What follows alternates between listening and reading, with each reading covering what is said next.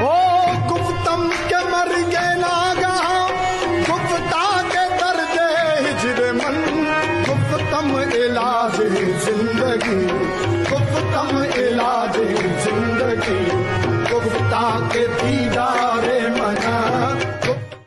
جی روحانیت جو ہے وہ شروع ہی دل سے ہوتی ہے، لیکن وہ اپنا دل نہیں ہوتا، وہ اپنے بھائی کا دل ہوتا ہے. ابھی احترام آدمیت کا ذکر ہوا ہے، تو یہ دل سے شروع ہوتی ہے. یہ انسانوں کا دل راضی کرنے سے یہ سفر شروع ہوتا ہے. ٹھیک ہے، تو یہ روحانیت میں دل کا مقام ہے. لیکن یہ دوسرے کا، اس کا مطلب ہے دوسرے کا دل خوش کرنا، اپنا دل نہیں خوش کرنا، دوسرے کا دل خوش کرنا. تو یہ یہاں سے جو ہے نا، تو یہ میرے مرشد کا بھی فرمان دربار شریف پہ لکھا ہوا ہے کہ اللہ کے گھر کا رستہ مومن کے دل کے دروازے سے شروع ہوتا ہے.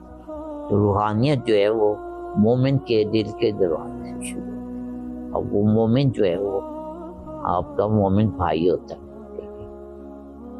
جی یہ جو بابا حضور دل کی بات کر رہے ہیں، یہ اس کا مطلب ہے کہ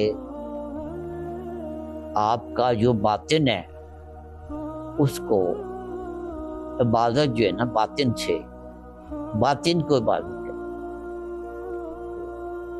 اس کو اس طرح سمجھ لیجئے کہ ایک خاتون تھی جس کی شہرت اچھی نہیں تھی، وہ سڑک پہ سے گزر رہی تھی.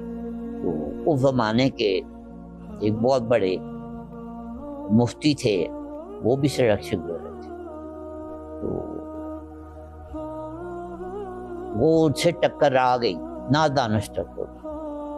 تو انہوں نے اس کو جو اوئے اور جو اس کا نام معاشرے میں تھا وہ لے کے اس کو کہا کہ تو دیکھ کے نہیں چلتا. تو اس نے جواب دیا کہ میں جیسی ہوں ویسی نظر آتی، تو جیسا نظر آتا ہے کیا تو ویسے ہی ہے؟ تو یہ ہوتا ہے ظاہر اور باطن کا. ظاہر جو ہے نا وہ یہ حدیث مبارکہ ہے بلانا کہ ایک وقت آئے گا کہ علماء کرام جو ہے وہ اپنے لباس سے پہچان ہے نا. یہ ایک زمانہ آئے گا کہ علماء اپنے لباس سے پہچان. اس کا کیا مطلب ہے؟ اس کا مطلب یہ ہے کہ صرف لباس رہ جائے گا، علم غائب ہو جائے گا.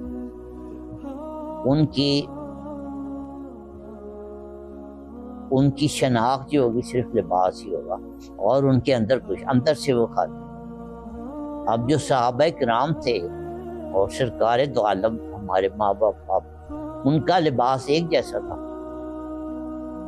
جی بالکل ایک جیسا ہی تھا، کوئی فرق تو نہیں تھا.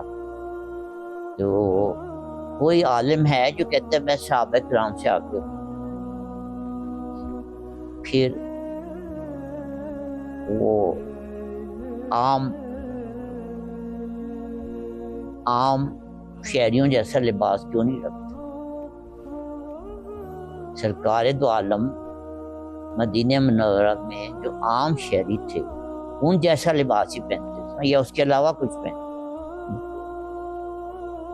بلکہ اگر کسی کے 3 پیوند ہوتے تھے تو سرکار دو عالم میں 7 پیوند ہوتے تھے. یہ تھا نا.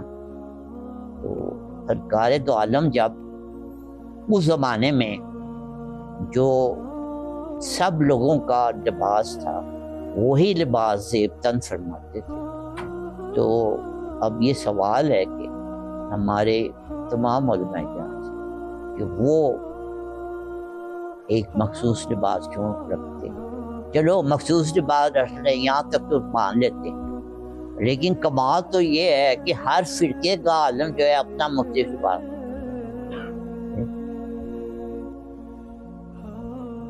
پگڑی بھی کوئی رکھتا ہے تو اس کا اپنا رنگ رکھتا ہے. جی یہ اس حد تک جو ہے نا اختلاف جو ہے نا وہ یہ فلاں فرقے کا، یہ فلاں فرقے، اور لباس سے ہی پتہ چلتا ہے کہ